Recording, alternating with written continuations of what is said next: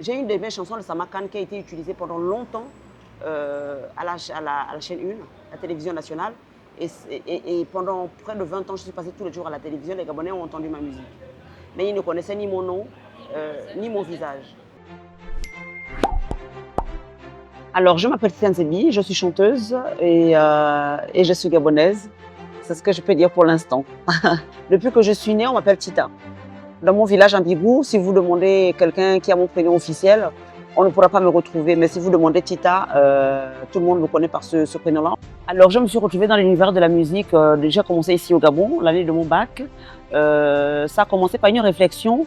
Je me suis dit, il faut que je fasse la musique pour essayer de préserver une identité culturelle, pour essayer de surmonter certains blocages, pour que moi-même je me libère de certains complexes, pour aider les autres à se libérer aussi de ces complexes-là. Je suis convaincue que nos musiques, elles peuvent aussi briller sur toutes les scènes internationales sans avoir besoin de se dénaturer. Je fais la musique à partir de là, je fais la musique à partir de qui je suis, je fais la musique pour...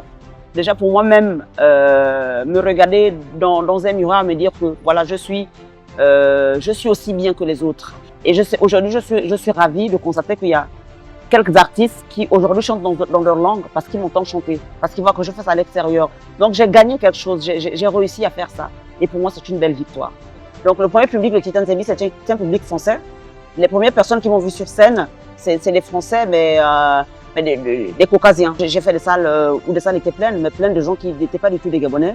Et parfois, quand je voyais un Africain dans l'un de mes concerts, j'allais voir la personne et me disais, comment vous êtes arrivé là? Qu'est-ce que vous faites ici? J'ai été accueillie en tant que chanteuse africaine, chantant dans une langue que les gens ne connaissaient pas. Ça ne m'a pas empêché de faire ma carrière à partir de l'enfance, de voyager en Suisse, en Inde, au Canada, dans plein de pays, quoi. Voilà. Moi, j'ai commencé ma carrière solo à l'extérieur. Moi, je dis toujours que je suis une artiste hors sol. J'ai vraiment commencé à faire la promotion. Alors ici, je commençais déjà avec un groupe. Et puis j'ai continué en solo parce que j'étais partie en France faire mes études.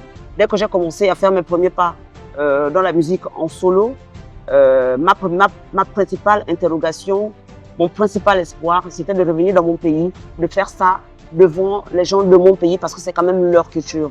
Et je me suis toujours posé la question de savoir comment est-ce que le Gabon réagirait en entendant cette chanson-là en live. Et bien j'ai eu la réponse dernièrement à l'Institut français, c'était magnifique. Faire ces concerts au Gabon, c'est un rêve que je caressais depuis le début de ma carrière solo. C'était la première fois que je me retrouvais devant deux concerts, devant le public principalement gabonais, et d'entendre les Gabonais chanter ces chansons-là, c'était leur culture.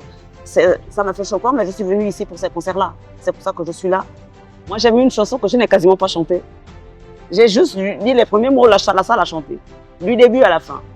Mon rêve le plus cher est accompli. C'était jouer au Gabon, je l'ai fait. Devant un public gabonais et d'entendre les Gabonais chanter, c'était magnifique. J'ai accompli mon rêve le plus cher.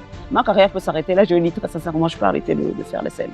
J'ai fait le Gabon et d'une très belle manière et je suis contente. En Zebi, j'ai envie de dire Malou Birou Libé Bouch. Merci à vous tous.